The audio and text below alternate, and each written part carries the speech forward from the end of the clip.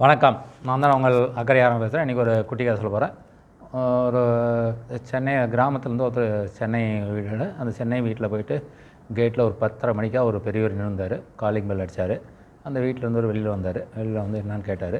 அவர் பார்த்ததுமே ரொம்ப வயசானவர், எல்லாமே ஷேவ்லாம் பண்ணாமல் ரொம்ப இதாக இருந்திருக்காரு. ரொம்ப ஏழ்மை நிலையில் இருக்காருன்னு தெரிஞ்சுது. உடனே அவர் விவரத்தை சொல்லி அவர் கையில் இருந்த ஒரு கடிதத்தை கொடுத்தாரு. அது கடிதத்தை பார்த்தாரு, படித்தார். படித்த உடனே அவருக்கு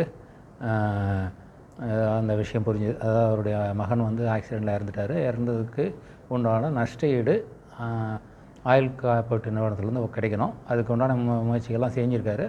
கடந்த 6 மாதமாக அதுக்காக போராடி கடைசியாக வந்து ஹெட் ஆஃபீஸில் அதை அங்கே கொடுத்து தான் அதுக்கு உண்டான செக்லாம் வாங்கணும் அப்படின்னு சொன்னாங்கன்ற விவரத்தை ஒரு பெரியவர், இவருடைய நண்பர் எழுதியிருந்தார் கடிதமும். அதை வச்சுக்கிட்டு அவர் அதை கொடுத்தாரு. அந்த வாங்கினவர் அதை பார்த்த உடனே சரி நேராக போனார். ஃபோன் எடுத்தார். ஒரு ஃபோன் அடித்து கேட்டுட்டு உடனே அவரை வந்து உட்கார வச்சு சாப்பிட்டீங்களான்னாரு. இல்லை சாப்பிட்லனாரு. வீட்டில் இருந்து தோசை மாவு வச்சு தோசைலாம் ஊட்டி கொடுத்து அவர் சாப்பிட சொல்லி படுக்க சொன்னார். படுத்த உடனே அடுத்த நாள் காலையில் அவர் அழைச்சிக்கிட்டு எங்கே போகணுமோ அந்த ஆஃபீஸுக்கு போனார். அங்கே போயிட்டு எல்லா விவரங்களையும் அதுக்கு முதல்ல ஃபோன் பண்ணி சொல்லிட்டார்.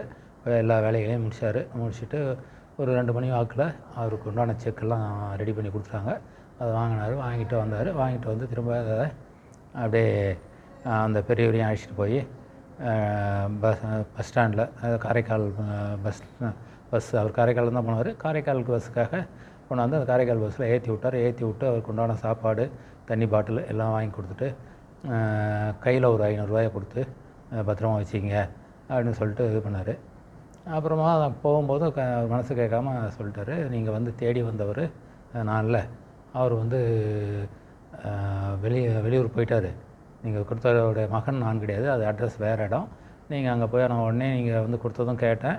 அவர் நீங்கள் தவறி வந்தேன்னு புரிஞ்சுக்கிட்டேன். அதனால் அந்த அட்ரஸில் யார் இருக்காங்கன்னு அந்த ஃபோன் நம்பரை கொடுத்து கேட்டு அவர்கிட்ட கேட்டதும்போது அவர் ஒரு நம்பர் கொடுத்தாரு. அந்த நம்பரில் கான்டாக்ட் பண்ணால் அவர் வந்து அவருடைய மனைவி தான் எடுத்தாங்க. டெல்லிக்கு போயிட்டு தான் ஒரு டூர் விஷயமாக 4 நாள் ஒரு வாரம் டெல்லி போயிருக்காரு.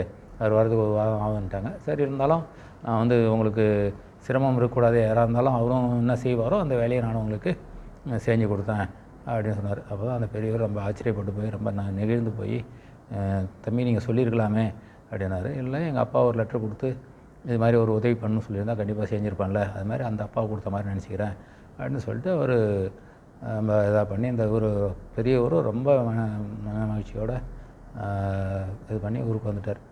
அதனால் மனித நேயம், அதுதான் மனித நேயம். அப்போ அந்த பெரியவரை அவர் என்ன பண்ணியிருக்கலாம், சொல்லி இங்கே இல்லை இது அட்ரஸ் தப்பு அப்படின்னு சொல்லி திருப்பி அனுப்பியிருக்கலாம். அதை செய்யலை அவர்.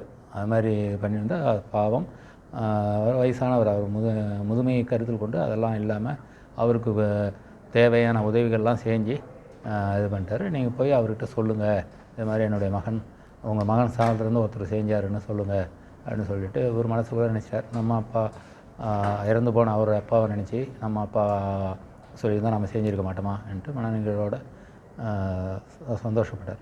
இப்பயும் நம்ம வந்து வாழ்க்கையில் முடிந்தவரை யாருக்காவது உதவி செய்யணும். மனநிறைவோடு மற்றவங்களை மகிழ்விக்க வேண்டும். நமக்கு எது முடியுதோ அதை செய்து மற்றவர்களை சந்தோஷப்பட வைக்க வேண்டும் என்பதுதான் கதையின் சுருக்கம். நன்றி, வணக்கம்.